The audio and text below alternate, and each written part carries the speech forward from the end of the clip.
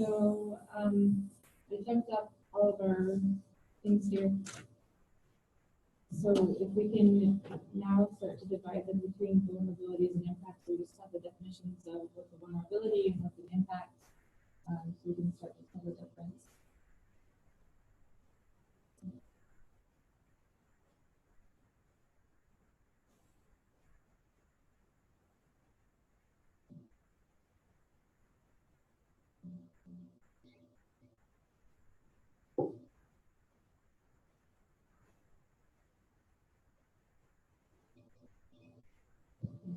You can correct me if I'm wrong, but in my mind, I just distinguish them as impacts, things that have happened that you can see or that are now the situation that we exist in, where vulnerabilities are some sort of maybe contextual element that would allow a certain impact to take place.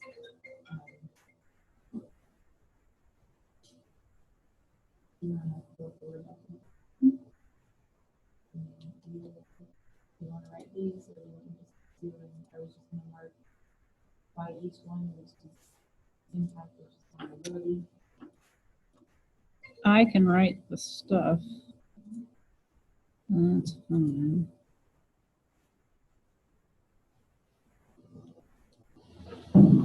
If we're typing things, I can do that since I'm sitting here.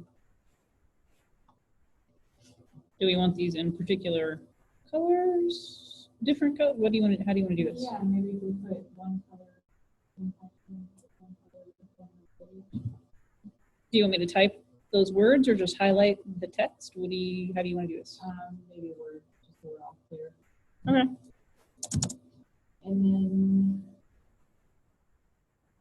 is it accurate to say that vulnerabilities, maybe they could consider it as something that could be addressed beforehand? Sure. So vulnerabilities are just as subject to that pre, during, and post as a particular impact is. What I said, not been categorized as something that you can take care of ahead of time. Not in all circumstances, no. There may be some things that you can, but not everything. Okay, so mental health signal, do you think that's a concrete sort of result of drought, or is it something that is just going to enable drought to be felt worse, or that could make the impact of drought worse? I think it would be an impact. That the drought would. I think drought might have, the way you said it made me think that. So what did you say again? Probably not a good idea. Okay, so let Tracy do it. Okay. What? I'm gonna stop my share here so I can flip through this thing again. These are really tiny. I'm gonna zoom in a little bit. Okay, so one of the other ways that we can, this is sort of on the other slide, but not exactly. One of the other ways that we can think of drought impacts and drought vulnerabilities is that impact is a negative effect of drought specifically. And it comes from the interaction between stuff that's happened, like physical things that are happening during a drought, and human needs or human circumstances. Okay? So a vulnerability is a particular group of people, segment of society, a particular characteristic, whatever, that especially exposes that particular group of people or segment of society to some sort of negative effect from drought. So yes, drought may affect, a particular drought impact negative effect may touch everybody in a society, but maybe there's a particular group in society that is especially negatively affected because there's something about their position, their it could be an age thing. There are any number of things it could be that makes them particularly exposed to whatever that negative impact is. Does that help a little bit? Okay. Now I'm going to go back to sharing the screen. And so the differentiation differentiation here is meant to help us when we get to the step of creating solutions, so that once we determine when it occurs and what type of aspect it is, then we can better create a solution, better choose at what point in time, should it be pre, should it be during, that we can decide what to do. Right, so to just kind of use the first one as an example, mental health stigma. Does mental health stigma come from drought? Is that a result of a negative result of drought? Or is that something that's already happening? No, it's already happened. Okay, Yeah. okay, and so the stuff that's happening in drought may aggravate that stigma or may make the stigma harder for a certain part of the population to bear. Is that fair? Yeah. Okay. Yeah. So in that case, that's a vulnerability. Right. Okay. Does that make sense? Yeah. Okay. Good.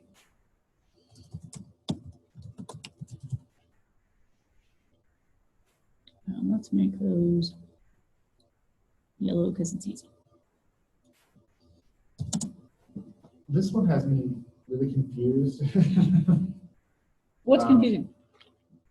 I think just how many times we've gone back to it. Maybe we should reword the, I think Well, we I both think it's- understand each other and what it is. I think Maybe- it's more of a vulnerability than it is impact, because it would be.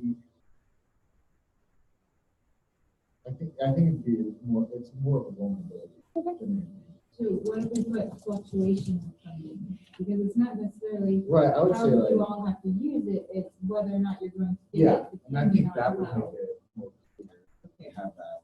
okay. So do you want to keep utilization or get rid of it? No, let's go fluctuation. Okay. And when I type up the notes from the session, I can sort of flush things out and put more description, and then you all will be able to comment on it as Okay. to, yes, that's accurate, no, that's not. So you can clarify at that point. Do you want me to just save this on your flash drive? Is that cool? Yeah, I thought I had. Did it not? No, it's on there. Oh, yeah. I yeah. didn't copy it over to my desktop, so this is all saving on your flash drive. Air quality. Is an act.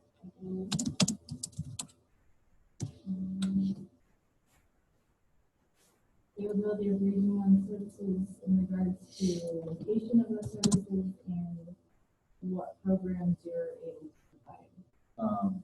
Vulnerability.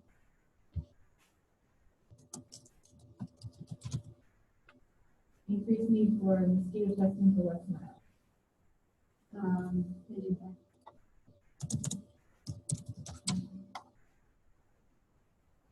Oh. What Yes, was this I supposed to be? wondering if we could add to those. When I was typing them up, I got to thinking that, so we're saying there's these increased needs, but nowhere in here do we have the specifics of why, like, because there would be an increased need of, or an increase in suicide, an increase in substance abuse, or the different situations that would warrant the increased need for service. So if we can put, let's see, suicide support, substance abuse support, and quality Yeah. program. What else? What other types of, what are the treatment services? There's emergency care coordination, or emergency care services. That's for, So those are intended to keep somebody from going to a high level of care. So for instance, if somebody comes to us and says, hey, I need help with like a bill, like okay. a power bill, or I need help with like this piece of living, and if we can help them and prevent them from going to a higher level of care, so if that meant that then they become homeless, and then they would, These aren't necessarily, they're not necessarily physical, mental. They it's could be, it's meant mental and behavioral driven. Yeah, right. But like if we have to give a hotel voucher to somebody for 3 days so they can establish like a form of residency, or if there's somebody that's getting released from jail, they have no place to live, like if we are able to give them some sort of support that way, that's what we kind of determine as emergency. Yeah, I just want to make sure that I understand, so when I'm typing up notes, that I remember that that doesn't have to be like, you know, cold, so we're gonna have to go to the hospital. Right.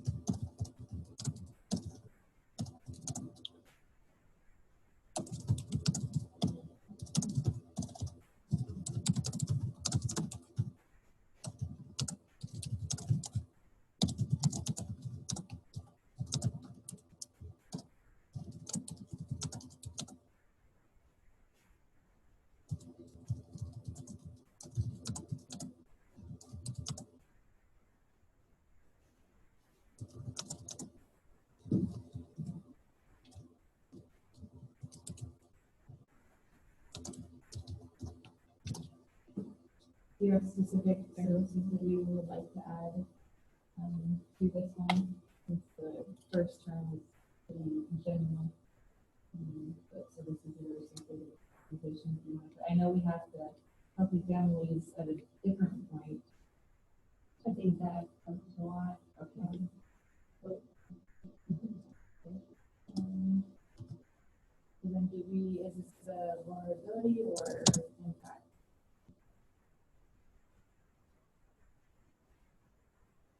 I would say vulnerability.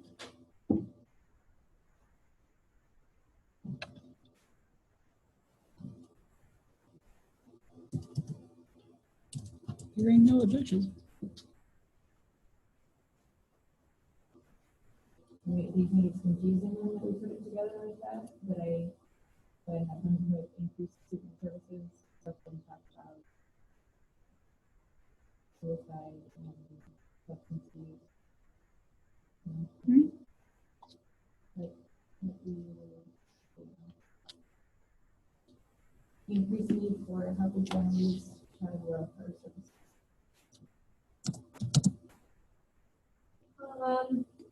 I think they're more of a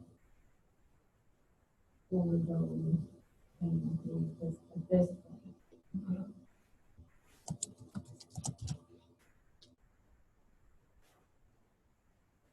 Unless that would be an impact.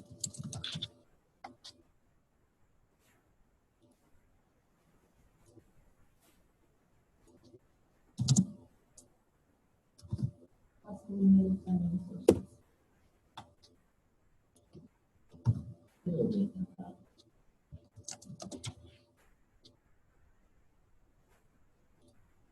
Increase demand on behavioral health services outside of the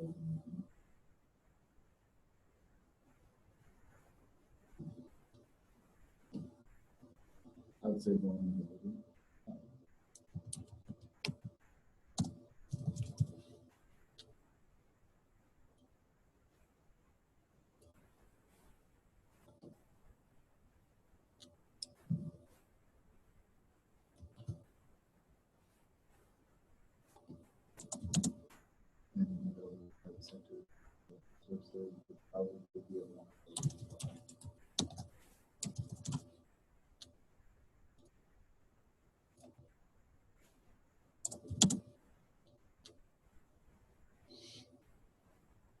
that would be an impact.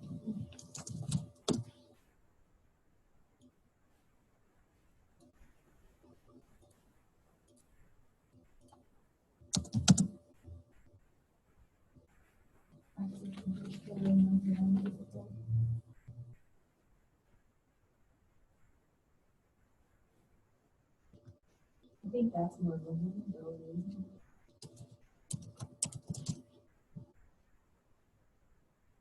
increased instances of in-house pests.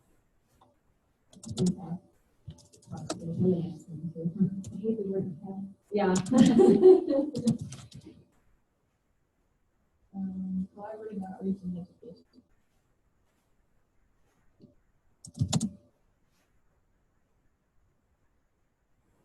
That one's hard. It's kind of both. We want to target vulnerability first and then have impact. It was, yeah, maybe if we phrase it as lack of collaborative education, like if the lack of that is the vulnerability at this stage. Um, if you would agree that there's a lack of it, though. I mean, we don't, PPHD doesn't have any kind of drought specific plan, so we would have definitely have a lack of education and outreach because we don't really have anything specific for it, so.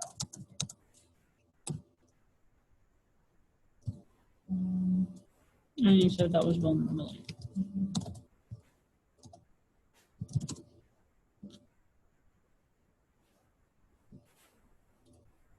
I like the drought and permission of drought and chemical behavior education. And again, we put lack of coordination in there because from our part too, we don't have that coordination. So.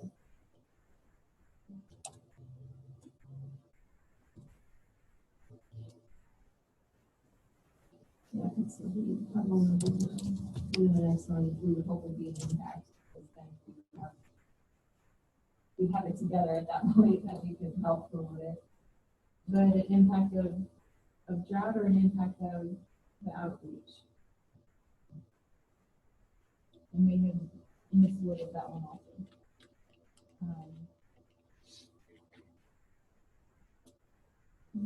Like that one maybe need for preparedness instead of promotion. Like promotion is what we would do, but we would do it because it was for.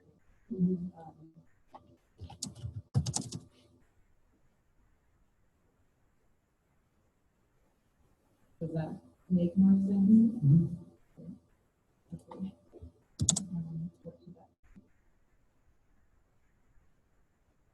What should that?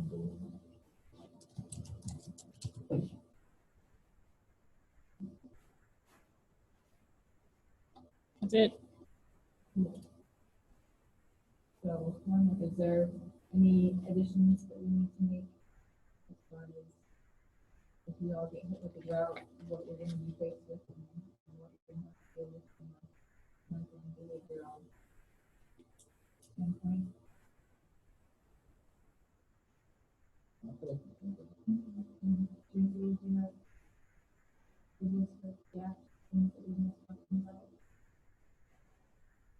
don't think so. Do you see right now any?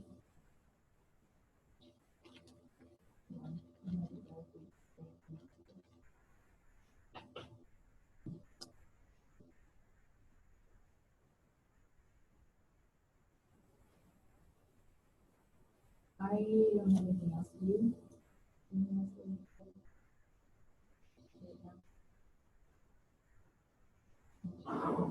The both of you sent me what your organizations need to get out of this in order for you to feel like it was worth your time. I went and filled it out, but then didn't send it. My drafts. You know, one of the things that we might talk about, since both of you said it, is that topic of collaboration. And, you know, we kind of, you know, I asked a little bit about, you know, collaborating with whom and how does that happen, but it might be helpful to flesh that out a little bit, maybe more than we already have. So, you know, I guess thinking about if you were going to set up a way that that collaboration happens. I mean, is that somebody makes a bunch of phone calls? Is there regular information sharing, you know, from your organization standpoint? You know, like you talked about how you guys don't really have a specific sort of drought program per se, and you'd be looking to the NRD to help you with, you know, the information that you get out and that kind of thing. So how would, from your organization standpoint, how would that collaboration happen? What would be the way that that information should get shared, the frequency, who's responsible, that kind of thing? What do you think? I think if you even wanted more than just two organizations, like all of the ones that we're talking about, I think having just a general training session that people could attend would be helpful. So we do a lot of training sessions with the Pinnacle Partnership, and they can set that all up, and that way you can market it, say, if you want to know how to do this and what to talk about when there is a drought, come to this training session and learn how to do it. And then we all have one general plan or idea coming at us instead of multiple ones. It's everyone getting the same kind of information. All right.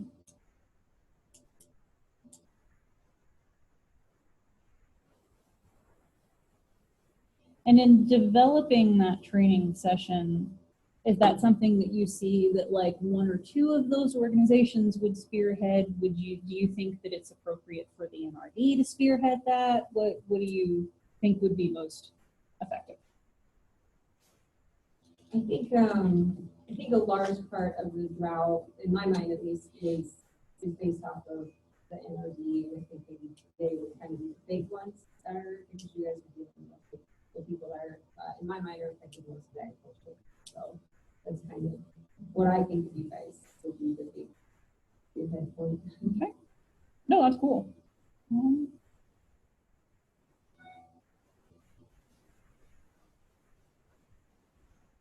What are, you mentioned, you know, so when you're talking, or when you mentioned all of the organizations who might benefit from this training, or that should be involved, were you thinking about the kinds of organizations that we have as part of our stakeholder group? Are you thinking about, is there somebody or you that you specifically have in mind? No, I think it's just, well, I guess in my mind, health, so mental health or the hospitals or people like that. But I think it should be everybody. Okay.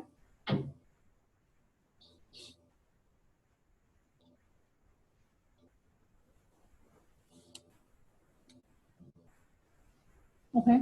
What do you, I made notes on what you said earlier about, you know, working with, you know, lenders and insurance companies. Do you see that as being,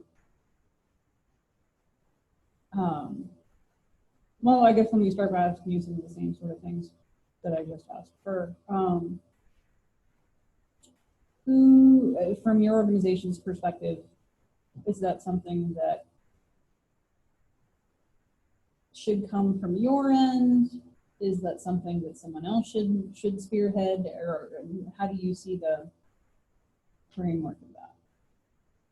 I don't think that our organization could probably effectively spearhead the training or informational, like more informational pieces on that. I think it would, honestly, when it comes down to it, ideally, it would probably have to come from somebody who has, or an office who has a foot in everything. So if one aspect of, if you like look at it as a system, like who's at the top of the system, and what is going to get affected, that's going to affect them as well. And so I think of like city halls or county commissioners, in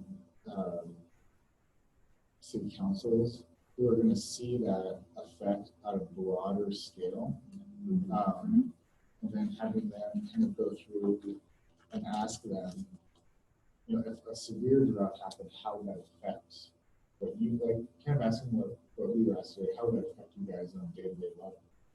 Because they would be able to see it, not only from a financial standpoint, but from a social standpoint, you know. And so they would see the bigger picture, and they could probably figure out a more potent way to deliver that training or that exercise, or however we want to discuss it, because in the end, it's going to probably affect them just as much. Okay. So walking that a step, sort of taking that and moving it one square backward on the game board, maybe. Are you assuming that there is already in place some sort of basic knowledge about drought and its impacts that the city or county government or sort of municipal organizations would already have that at their disposal, that they may already have their own, even if they don't have a formal drought plan, they may have some sort of informal thing. Are you thinking that in order to do this that you just said, that those things are already in place? I would personally find it foolish if they didn't. Okay. So if they didn't, what do you think needs to, and that's sort of what we're doing in this drought planning exercise anyway, is what do you see as the steps that are needed, or the information flow or collaborations that might be needed before you get to that step where they're spearheading those things? I think we would just start by getting them to the table and having them, answer the same questions that we're answering, and having them discuss openly what their organizations look like from the perspective of what happened. What are they doing to prepare for it? And maybe that would either open their eyes, and they would say, "Oh, that we don't have a plan for this," or they can say, "Well, yeah, we do have something." We partner with our emergency management systems throughout the regions. They have this setup for it. But then we know who we can really go after as part of getting that overarching message out and getting that availability of training out there and that constant flow of information. I think you'll find when I was doing some of the work with PAD on the brownfield stuff, some cities have really good zoning and housing laws, and some don't have any at all. And so we would say, well, go to this city in Baird, go talk to the city council in Baird, and they can give you an outline of what they did. So I think if you get all the city councils together and they say, well, we don't have a drought plan specifically, and someone says, well, we do, then you can kind of get the general ones, and more of them to adopt.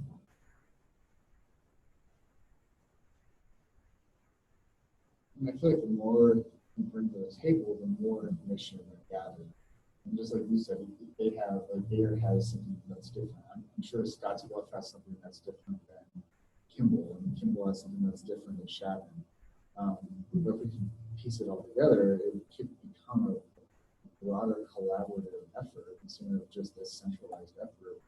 And that way we're all on the same page as far as if something does happen, because we don't know if the northern panhandle is going to be affected differently than the southern panhandle. So if Sydney has something that's completely different than Chadron, and they're trying to pull resources together, and it's not lining up because they just don't know what's going on, and it doesn't fit what their plan is. I think ultimately it would be better just to get a whole Canada-wide plan in place. That way we're all on the same page and we're all working together and we all know what to expect. That's funny. One of our board members asked that very thing. I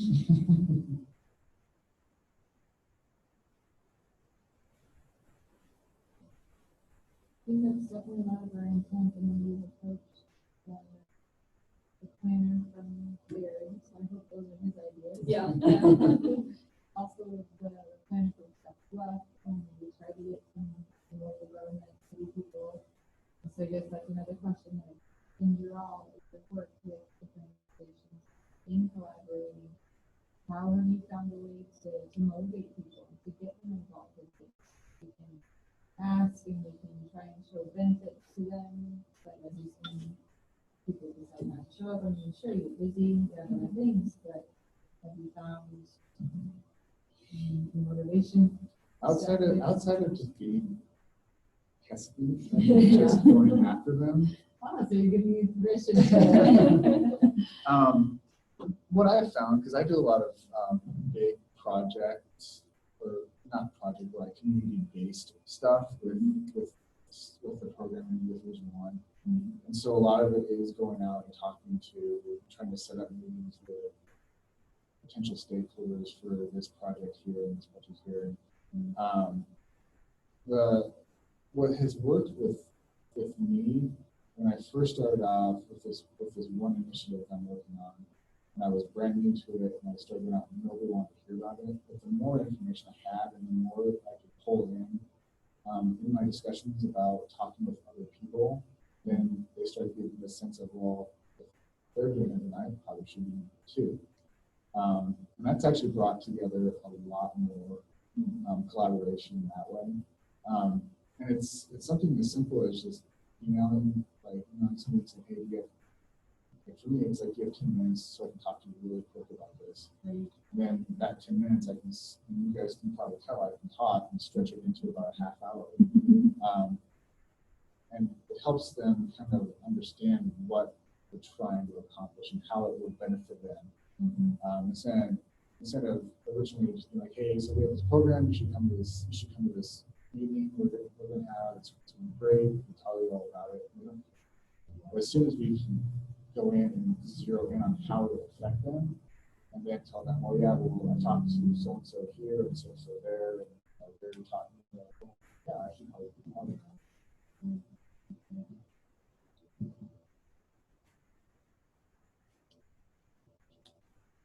Something we found too with the Brownfield initiative was if you can find a really community-minded citizen that's at every meeting or is always making a phone call, they're the ones that get into the ears of the other people in the community and make it sound like a really someone who you know is kind of a prominent figure in the community that would be willing to.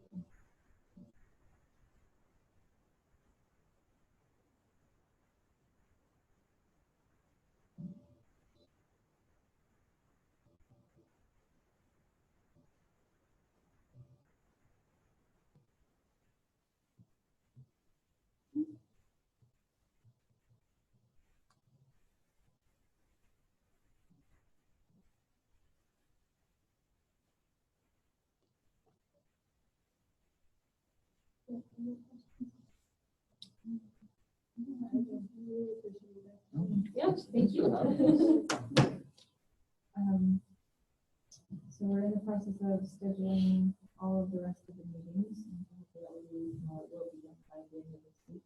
So we can have those I'm going to take this back, I'm going to scan it and send it back to once I know all the dates. Okay, and you should have been on some email, so you should have it in soft copy. Oh, If so you don't. no, I think I remember seeing it. Yeah. So that you don't have to go through the process of scanning them. Yeah. And if you have questions or anything in the meantime, just let me know. Do you want to mention the part about picking representatives? Oh, sure. There's two of you. So You don't have to flip a coin. There are other people in this group. Before June, before the final planning sessions, we're going to ask each sector to decide amongst themselves the one or two people that they would like to go into those sessions and represent the sector group to make sure that all of these challenges, all of the adequate solutions have been incorporated into the final plan and that they're meeting everyone's needs and actually doable, actually a plan that's going to or something. So keep that in mind as you go through this process and get to know one another. That and maybe it'll also depend on who simply has the time, who's interested, those kind of things too. But that is something that we hope we will do and send someone on to that too. So just consider that. One of the other things that's going to be coming out soon, possibly Friday, possibly Monday, is that the next meeting that we're having is another big group meeting. And the purpose of that meeting is to get all of the organizational representatives like Panhandle Public Health, like Region 1, like everybody with an acronym or an official organizational title is going to get up and talk for a couple of minutes about what your, specific to drought, you know, whether it's before a drought, during a drought, or after a drought, what your capabilities are, what your resources are, what your limitations are, in other words, what you can and cannot do. And the advisory group members are also going to do that sort of thing. And the purpose of that is so that as we are moving forward and figuring out, you know, what are the challenges that we want to meet in this particular plan and what are the solutions that we want to craft, that we make sure that the things that we're coming up with make sense in the context of who can actually do what. So be thinking about the information that you want to bring to that meeting to share. Also, if there are specific things that you need to know from some other organization, whether it's HHS or DEQ or whoever, us, because we'll be doing one too. If there are specific questions that you have of any of those other organizations, or specific things that you need to know for your own purposes, send those questions to me or to Elizabeth so that we can make sure that if there are specific questions for a specific organization, that those get answered during that meeting. Right? You should need something later.